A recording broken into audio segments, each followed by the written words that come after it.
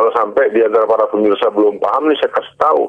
Jadi kedatangan ini dia mempertontonkan kepada kita itu nggak punya hak mempersoalkan. Kalau mau datang aja, nggak usah orang-orang, apalagi sih saya budi nyuruh orang kerja di rumah, work from home.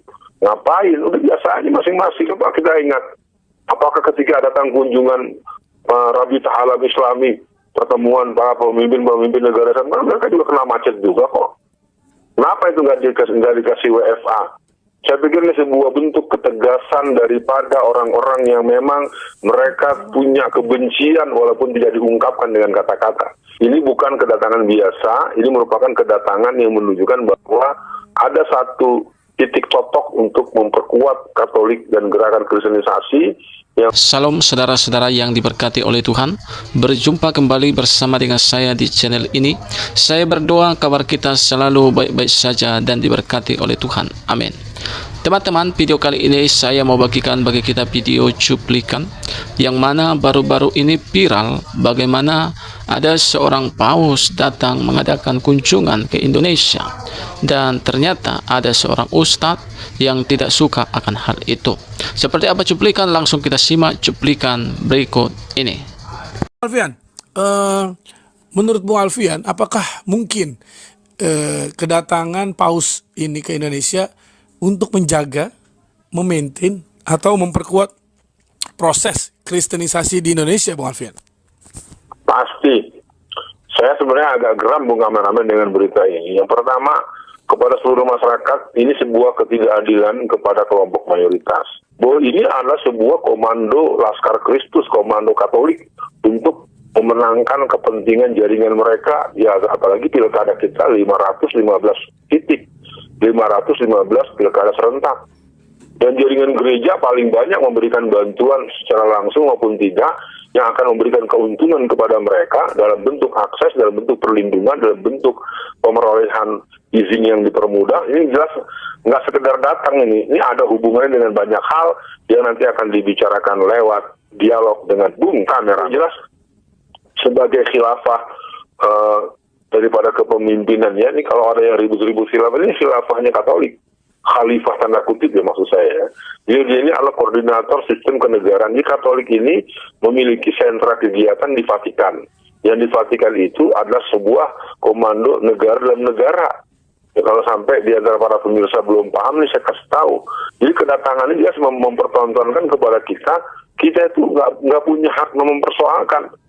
Kalau mau datang aja, nggak usah orang-orang, apalagi sih saya budi nyuruh orang kerja di rumah, work from home. Ngapain? Udah biasa aja masing-masing. Apa kita ingat?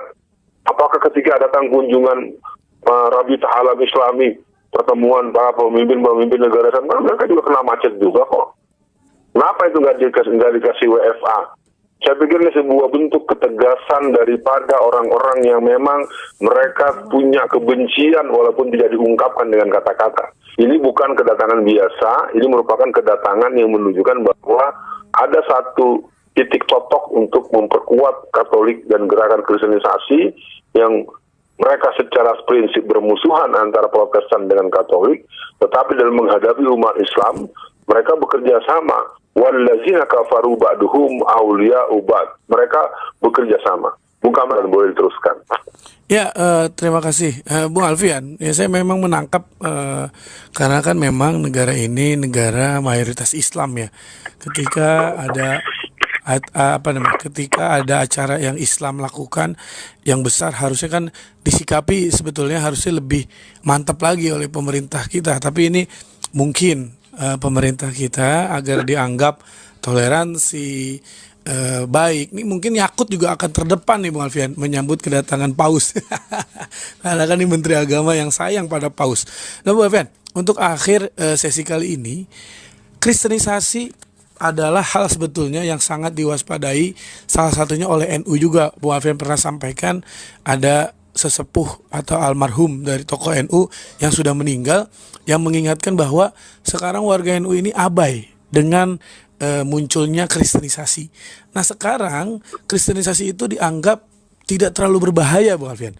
Padahal menurut saya ya bisa dilihat dalam Bung Alfian, beberapa anak artis atau anak pengacara terkenal di Indonesia itu bisa pindah agama. Ini kan dari Islam ke Kristen ini kan ya salah satu yang mungkin menurut saya misi-misi kekristenan mereka yang mereka bawa, Bang Alfian. Jadi mungkin untuk akhir sesi kali ini lebih sebetulnya bukan kita benci pada kedatangan paus gitu, tapi harusnya mensikapinya misalkan sama-sama atau proporsional lah kira-kira gitu. Apa pesan Bung Alfian agar masyarakat atau warga pribumi Muslim Indonesia itu lebih hati-hati, jangan terbawa FOMO misalkan, atau terbawa euforia nanti jadi mempengaruhi akidah, karena saya rasa ini sedikit banyak juga bisa mengganggu akidah umat Islam yang lemah, Bung Alfian. Apalagi kan Menteri Agama sangat memuja-muji paus. Nanti kan orang-orang yang di daerah yang ngefans sama Yakut kan bisa mikirnya, oh berarti paus ini baik ya, begini ya, padahal punya misi tertentu. Untuk akhir sesi kali ini, apa pesan Bung Alfian untuk umat Islam Indonesia? Silakan. Ya, yang pertama, kristenisasi merupakan sebuah gerakan yang relatif kurang mendapatkan perhatian yang khusus dalam menghadapi mereka.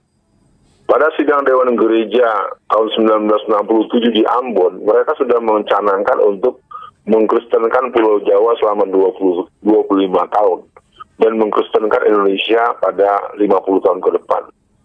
Pada sidang Dewan Gereja Internasional ke-1974 itu batal karena koordinator SC, steering komitenya itu mati dibunuh. Ya, mereka memahami bahwa sidang ini berniat untuk melakukan gerakan pemurtatan. Nah, secara nasional, kelompok Kristen sudah menuntaskan Grand Planning Indonesia Emas 2045 dalam Gembala Yesus.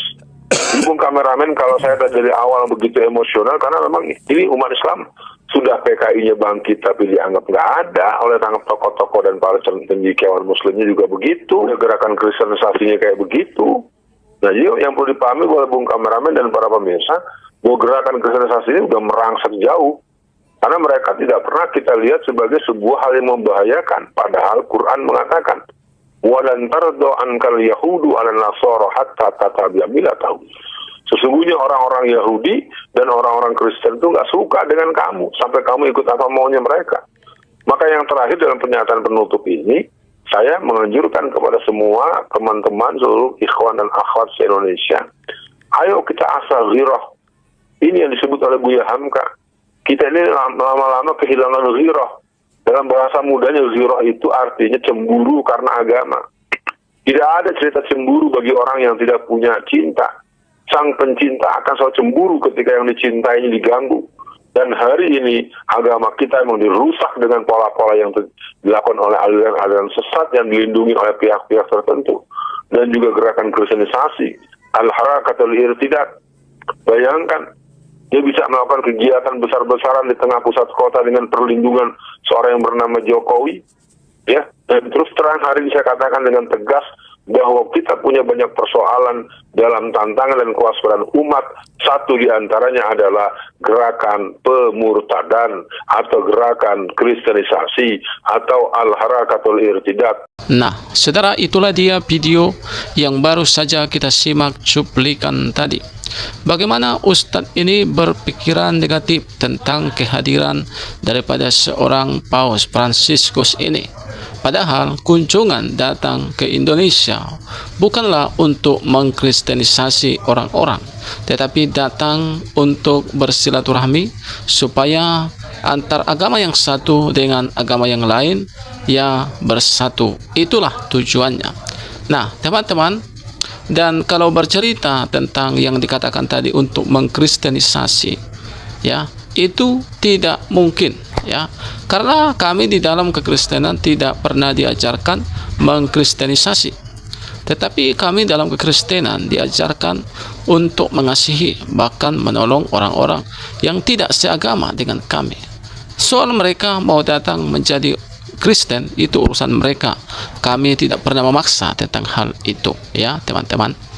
Dan bercerita tentang yang namanya murtad, itu kan kembali kepada hati kita masing-masing. Kenapa kita begitu takut dan khawatir tentang hal itu?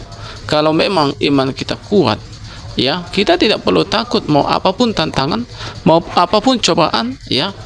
Justru disitulah kita sebenarnya bersyukur, ya, untuk menguji iman dan percaya kita, apakah kita bertahan atau tidak. Karena yang saya tahu, iman memang harus diuji, ya. Tetapi ujian itu memang harus dilewati. Nah, ini saja yang mungkin yang bisa saya bagikan. Kiranya video ini mengedukasi, dan video ini ya siapapun yang menonton, ya marilah dengan cerdas mendengarkan setiap pesan-pesan ini. Kiranya Tuhan memberkati kita. Shalom.